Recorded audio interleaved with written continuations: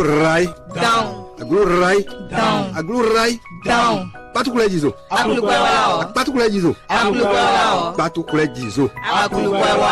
Akunta gongong.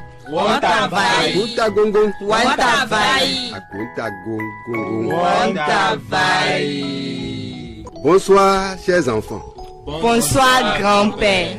Je veux vous dire un conte. Mon conte vole, survole, plane et tombe sur le royaume du lion.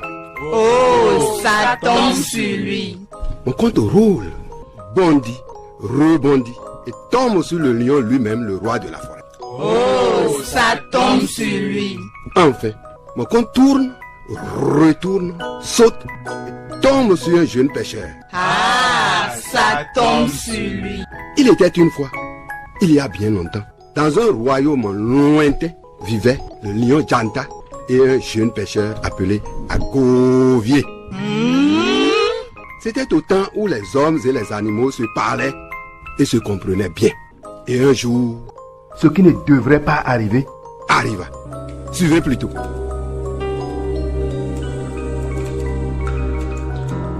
Tout le monde savait, les hommes comme les animaux, que le lion est le roi incontestable de son royaume, la forêt. Cependant, un matin, de bonne heure, le lion se mit au beau milieu de la forêt et cria de toutes ses forces. Je suis le roi, je suis le maître absolu de ces vastes forêts, de ces rivières intarissables, de ces savanes sans limite. Je suis le roi de la terre, l'empereur le plus fort. Tous les animaux qui percevaient ces rugissements se chuchotèrent.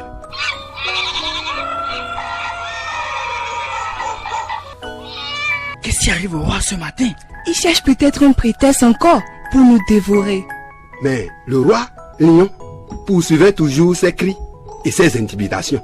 Pour ne pas effrayer les enfants, je me cache souvent dans les bois.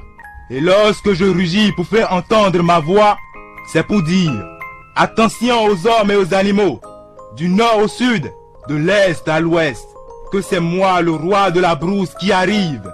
Les gémissements des petits étaient vite calmés par leurs parents.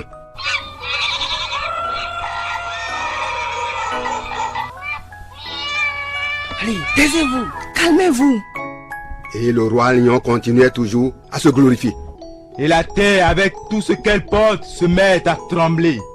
Tous les animaux se cachent et les hommes barricadent leurs portes. Je suis puissant. Je rayonne de joie et de bonheur. Je ne connais jamais la tristesse et la tristesse ne me connaît point.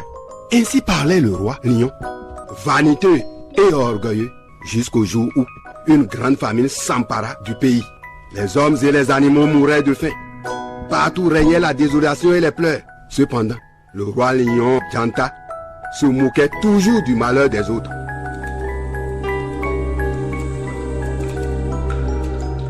Un jour, le lion Janta se rendit à une rivière pour se désaltérer et il aperçut un pauvre pêcheur qui attendait patiemment quelques poissons qui tardaient à venir.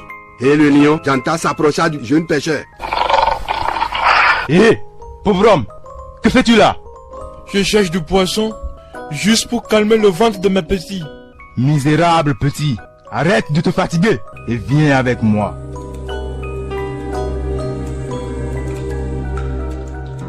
Le lion Janta conduisit le jeune pêcheur derrière un buisson, lui montra une gazelle qu'il venait de tuer. Emporte cette gazelle chez toi et tâche de revenir ici demain à la même heure. Merci, grand roi. Vous êtes vraiment le tout-puissant de la forêt. Je vous promets de revenir demain.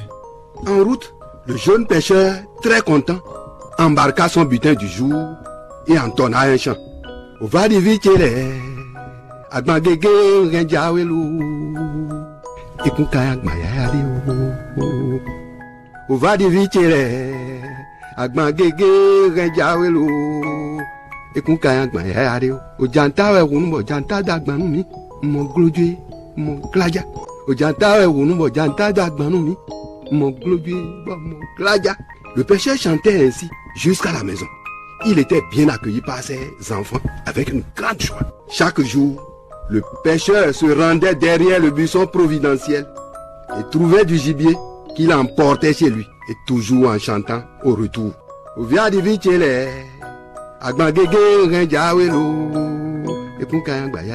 Ainsi, le lion et le pêcheur étaient devenus de vrais amis.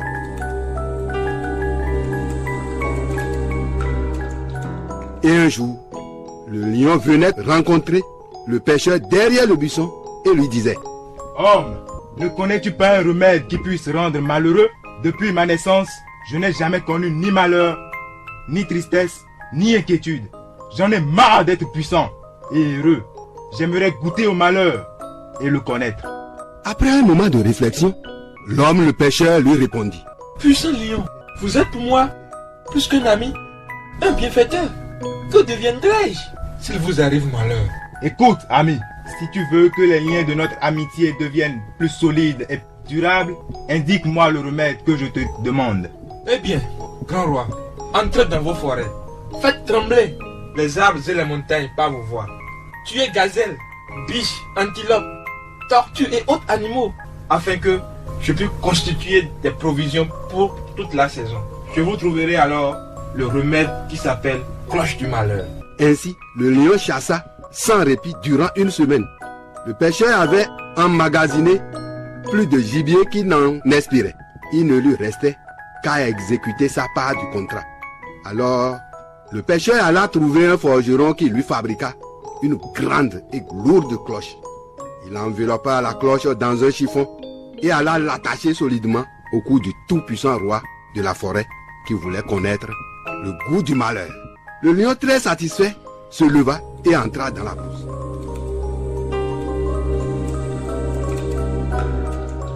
Il continuait tranquillement de chasser et de manger à sa faim. Mais bientôt, le chiffon qui cachait la cloche s'enleva. Soudain, le lion troublé s'agita dans tous les sens et sortit de la forêt. Glaou, glaou, glaou, glaou, glaou. Glaou, glaou, glaou, glaou. Les oiseaux s'envolaient, les biches, les gazelles et d'autres animaux détalaient. Les hommes, les femmes et les enfants sortis de leur cachette pour voir le spectacle. Glaou, glaou, glaou, glaou. Glaou, glaou, glaou, glaou. Le lion renversait tout sur son passage, grattait troncs d'arbres, sol et les pierres, croyant se débarrasser ainsi de son fardeau bruyant. Il faisait perdre ses griffes et ses dents à force de les user contre tout ce qu'il trouvait. Jamais la brousse ne fut joyeuse. Les biches, les gazelles, les antilopes, les animaux de toute taille gambadaient et dansaient. Ils allaient se désaltérer à la rivière de leur choix et paître dans les meilleures vallées sans inquiétude. Incapable de se séparer de son compagnon de malheur, glaou, glaou, glaou, le lion resta plusieurs jours sans manger. Quand la nuit tombait, il se cachait près d'une mare très fréquentée par presque tous les animaux de la brousse. Mais à son moindre mouvement répondait glaou, glaou, glaou, glaou. Et les animaux s'enfuyaient, très amaigris et épuisés par la faim et la fatigue. Notre roi, le lion vaniteux et orgueilleux, le tout-puissant de la forêt, était devenu méconnaissable. Il s'évanouit près de la mare, la gueule ouverte et les yeux fixant le ciel. Les animaux, que sa voix faisait trembler, s'approchaient de lui prudemment, puis prenaient un malin plaisir à le piétiner avant d'aller se désaltérer.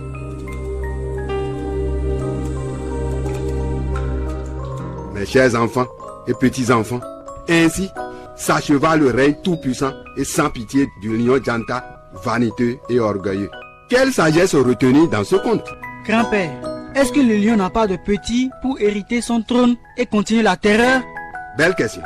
Le roi lion Janta a bien des lionceaux, mais désormais ses enfants tireront leçon de ce qui était arrivé à leur père et mieux régner.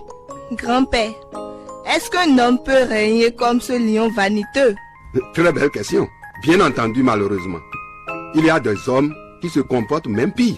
C'est pourquoi il y a partout dans le monde des foyers de tension et de guerre.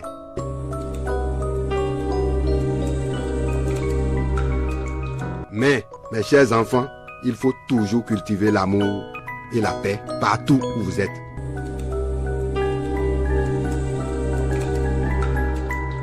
Le plus fort n'est jamais assez fort s'il ne transforme sa force en droit et son obéissance en devoir.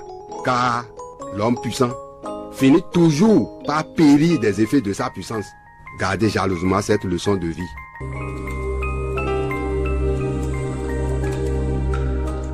Ce beau mensonge, je m'en suis inspiré du livre de contes et légendes de l'auteur nigérien Boubacar Ahmad Beidi que je partage avec vous. À bientôt pour une autre belle histoire. Une coproduction de Radio Azeke FM Parakou et l'association culturelle AC Repasque Parakou. Conception, scénario et réalisation. Innocent et Zignalofan. À la prise de son, Sani Yamaro. Au montage, Innocent et Zignalofan. Avec les voix des acteurs Wilfried Kochoni, Stella Chitou Gidibi, Wilfran Hugues Adjagan, Adolphe Akotaï, Inayat Barissi et moi-même, votre serviteur, Innocent et Zignalofan, AC Repasque, juillet 2019. Chers auditeurs, répondez aux questions suivantes pour gagner des prix. Question numéro 1. Donnez le titre de cette histoire. Question numéro 1. Donnez le titre de cette histoire. Question numéro 2. En 2 phrases. Faites le résumé de cette histoire. Question numéro 2. En 2 phrases. Faites le résumé de cette histoire. Question numéro 3. Quelle a été la leçon tirée de cette histoire? Question numéro 3. Quelle a été la leçon tirée de cette histoire?